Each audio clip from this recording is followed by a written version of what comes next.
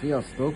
Egyik nap belefutottam ezekkel a Vezúv szikraszökőkutakkal egy kis turpisságban.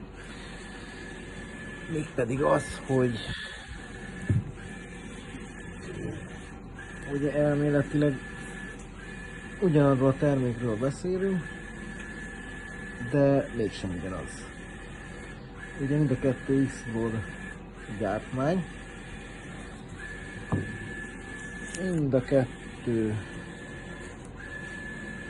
FP250, FP250, nettó hatóanyagtartalom 250 g. Nettó hatóanyagtartalom 250 g. Na, hát már itt látszik valami trükk, de egyébként a csomagolás is mintha, hát nem mintha, hanem más a design. Ugye magasság, én már megvágtam, mert csaltam egy kicsit videó előtt, és ugye átmérőben is. Na akkor most jön az érdekesség, hogy ugye azt írja, hogy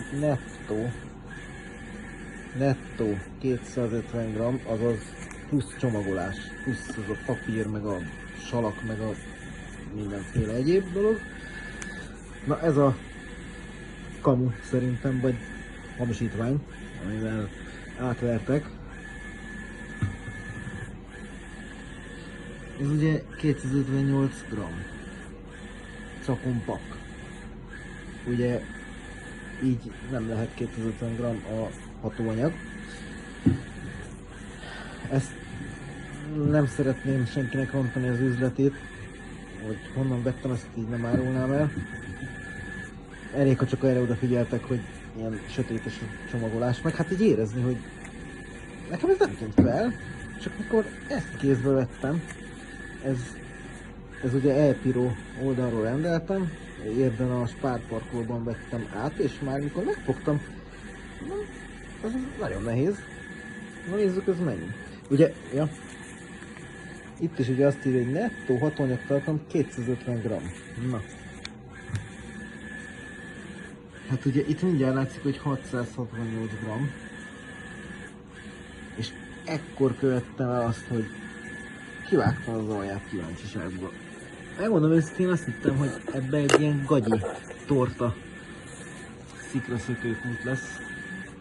Na ez ugye ott vége a pályának. Ebben viszont van anyag. Hát jó, ugye ez a salak, vagy nem tudom, agyag, véletlenül mikor. Szóval, hát na, kíváncsi leszek, hogy melyik mit fog produkálni, ezt majd levideózom. De minden esetre ezt csak azért szerettem volna megmutatni, hogy szerintem itt egy átverés áldozata lettem, és erre ti is figyeljetek oda. Hát kellemes ünnepeket, boldog új évet és jó dúrogást kívánok!